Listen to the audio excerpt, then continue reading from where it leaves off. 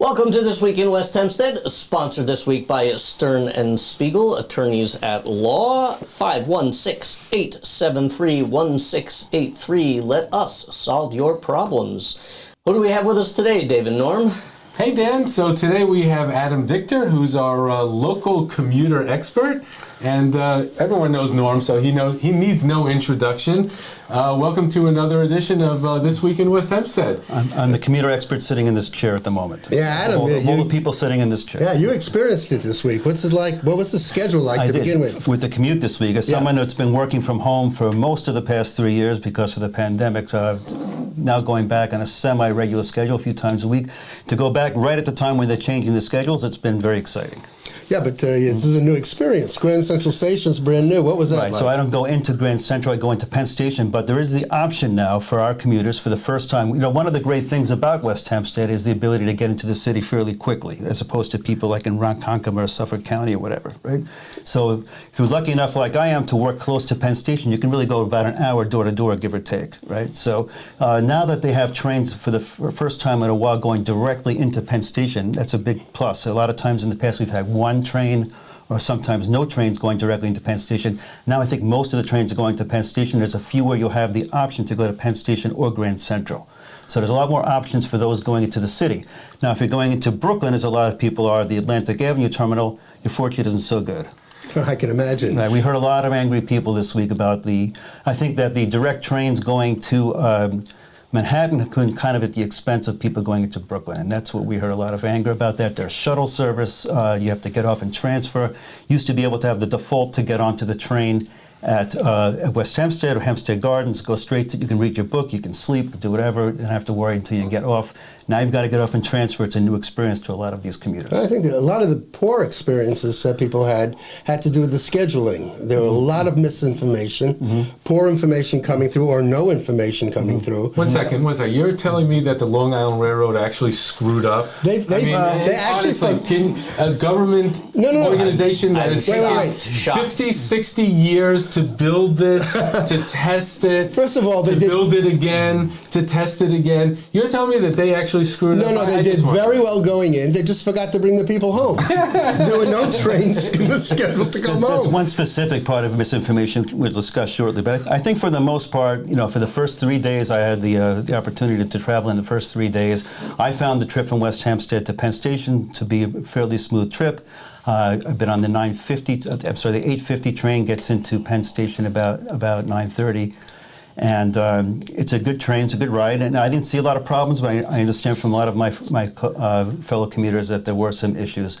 I think for the most part, as somebody that's been commuting for 16 years on the road, I think for the most part, I'm going to probably make some enemies saying this, but I think it's fairly well run. My experience has always been good. There are snafus, and when people complain, I say to them, you know, try moving 2 million people into the city every day on antiquated equipment with a limited budget. Let's see how you do. That's the whole point. Right? You know, I try to have a little Rahmanis. Let's not talk about the budgets, because my head will literally explode when you look at the MTA budget, which I believe is actually more than some states in the country. They have more money than anyone. Well, keep in mind for the last 3 years, the ridership has been way down, so they're not collecting. Actually, you devil's advocate here. You mentioned earlier some of the specific schedule snafus, at least in terms of information. What actually is going on that you've seen? So, you know, initially we reported based on the schedule posted for the West Hempstead branch, and I know you have a graphic of it, that there were pretty much no trains coming in during rush hour into West Hempstead from Penn Station, which would be very unusual. That's the eastbound trains, nothing was coming in. The eastbound trains coming from Penn Station to West Hempstead, which seemed very strange. But then when you go to the Train Time app where you can actually plan your trip, you can see quite a few trains. And when I called up and asked about this discrepancy, they weren't even aware of it. So it looks like the schedule, you know, the blue and white schedule that most people, you know, like I said, Dan has the graphic. I'll put that up, yeah. He'll put it up. It doesn't contain the most accurate information, but rest assured that you can take a lot of trains from Penn Station to West Hempstead. What's actually doing on the website? What's the website showing right now? practically nothing coming home. And let alone the fact that, look at the print on that thing. It's like, I mean, for those of us who are like 40 years or older, you would, and, I mean, on your you need like a computer, magnifying glass. You just can to, zoom in on your computer. Dave. No, we'll but show you come how to on. do that. No. Offline, we'll show you how to do that. I'm not going to complain about the Long Island Railroad not providing reading glasses for those of us who need them. Meanwhile, are the trains clean? Are they safe? Like, is everything kind of returned? So back I'm to happy normal? to say that for the last couple of days riding into the city in the morning, we've gotten the brand spanking new trains, which Yeah, you they're rarely. gorgeous. There you They're go. actually Tax gorgeous. dollars at You you. rarely saw those trains here Yeah. in West Hempstead. The last couple of days, we've seen a couple of those, and then there might be more of them on the lines. What I haven't seen is those really old trains for the 1960s that are literally my age that were in service. As far as I can remember, a few years ago when I was last commuting. Those are the duct tape special trains. The duct tape seats, they smell, they're probably very prone to breaking down, and they give you a time trip what it was like back to ride the railroad back in the 70s. I will tell you, I have actually ridden New Jersey Transit, and believe it or not, those trains may be older, but I'm not sure. What about Grand Central itself? You said you went through So the Grand other day. Central was a very surreal experience for me as someone who traveled from Grand Central to Westchester many times to go into Grand Central, actually going to Long Island. So that was a nice experience. Thing is, it's you have to really find your way around if you don't know that you can follow the signs. So you have to go down quite a few levels to get to the Long Island Railroad tracks through this. And there's a long escalator. I think it's about 35 miles below the surface of the Earth. The journey to the center of the Earth took less time than it takes. There's an escalator down there. It really looks like you're going into the core of the Earth.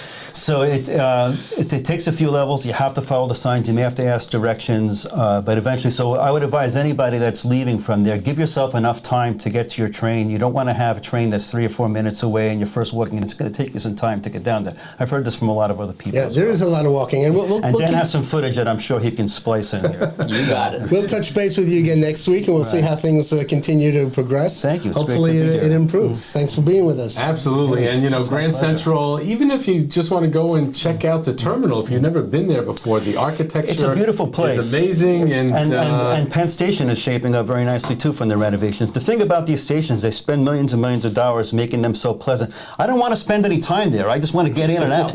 I'd rather you spend that money getting me out of there as quickly as possible. Fix the tracks and fix the trains and fix the system. I don't want to eat there. I don't want to shop there. I don't want to have a drink there. I just want to get in and out. well, Maybe so they're making it nice for the tourists. And this is a good place to take a break. Right. I think this is a great place to support our newest local sponsor, which is I&D Kosher Supermarket. Yay!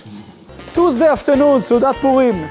Come fill up your table with all of I&D's takeout. Special stuff for Purim, of course. Come and shop. So welcome back, and I'm still here for some reason. you know what? Because this is just you're bringing life to You our keep show, trying to get out, they so keep we pulling you appreciate back it. in. And trying to- Norm, what else is going on? There's always stuff around going town? on. They've extended the deadline out to grieve your taxes. Everybody's grieving about taxes. Everybody's got a grievance. It's April 3rd now. Whether it's about taxes or not, everybody's got a grievance. And it's Friday, March 24th. You can actually go to Echo Park and learn how to do it. That they take your hand. They walk you through all the forms that are necessary to file a grievance. They are now promoting Nutley Carousel, which is open in the winter. It's Museum Row. Take the kids there. It's an old Coney Island type merry-go-round. The ice rings are open in Morley Park, Christopher Morley Park. And they have registration open now for summer activities for kids. And all the parks have activities, and now's the time to register. Thank you, Bruce Blakeman. That's about it. They're always looking for lifeguards, so if anybody's open for that. Dave, you busy this summer? I am ready. I'm ready to be a lifeguard. And Right. actually, I'm ready to join the Little League.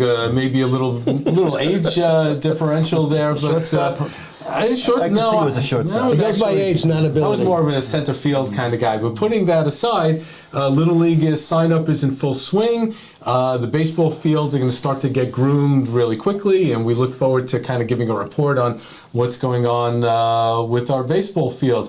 And so this past Sunday, and I think it was at the Veterans Hall, there was the 90th birthday of John Shaud. And John is the president of the West Hempstead Historical Society. He has an amazing, amazing career, starting with the Korean War. including putting telephone lines up in Alaska Unbelievable. for the government, Yeah. and just has had an amazing life. And you know what I find interesting, and something that a lot of people take for granted, is the role that the Historical Society plays in West Hempstead. So like when you go to the post office and you see that display on the side, and typically there's things from World War II or the Korean War, and you kind of like, at least I wonder, who's putting that together? It's John who's been putting that together Right. all these years. So on behalf of West Hempstead Echo, John, we want to wish you a happy, happy birthday. Many, many more. Join us next week on This Week in West Hempstead. Happy birthday, John. Thanks for watching, everybody. As always, if you'd like to sponsor this program, much like Stern and Spiegel have, please reach out to us at sales@westhempsteadecho.com.